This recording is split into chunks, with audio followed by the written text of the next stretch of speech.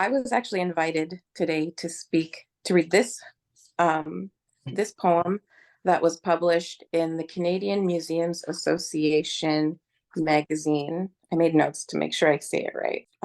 I was at the art gallery, wondering at the beadwork, wishing I could speak to it. Ask if, are you sad to be laid under the glass instead of over the shoulders of people in the sun? How many things do we make with our hands that love the night and love the day, and we don't know because we didn't ask? If my souls ever become trapped in a quilt, I really hope that I'd get laid out in the sun on the damp grass for picnics. I'd want to get a little muddy sometimes. I'd want to be wrapped around chilly babes on cool fall evenings as the smell of the bonfire soaks into my fibers. I'd want to be locked away in a cedar trunk in the attic and discovered again in times of grief. And I'd want to be made into forts and caterpillar burritos. I'd want to be under breakfast in bed and over many, many lovers.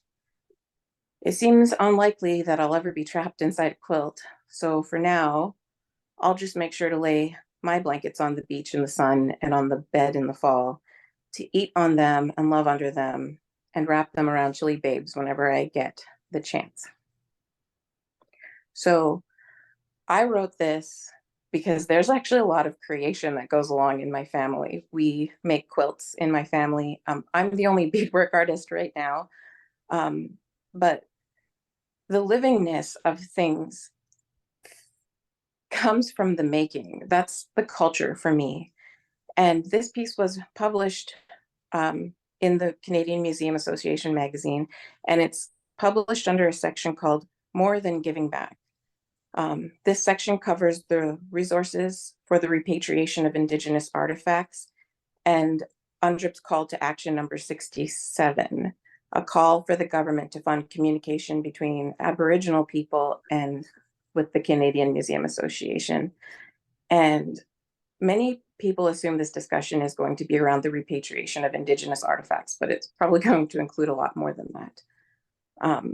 When I was in the museum, it was empty, but it felt crowded because I know when I'm making beadwork and making things, it feels like they're living things, and having those things be stuck in a museum and under the glass and in the dark and in the shadows, it feels like someone's family was there, and that was really a strange experience for me. Oh, I lost my place.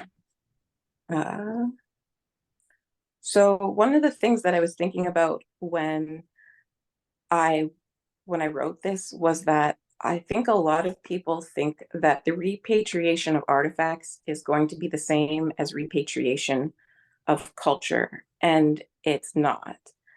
Um, it is meaningful. It would be a meaningful action to repatriate artifacts, but repatriating things from the Manitoba Museum or from the art gallery that I went to, I don't know a single person that would be affected by the repatriation of those artifacts.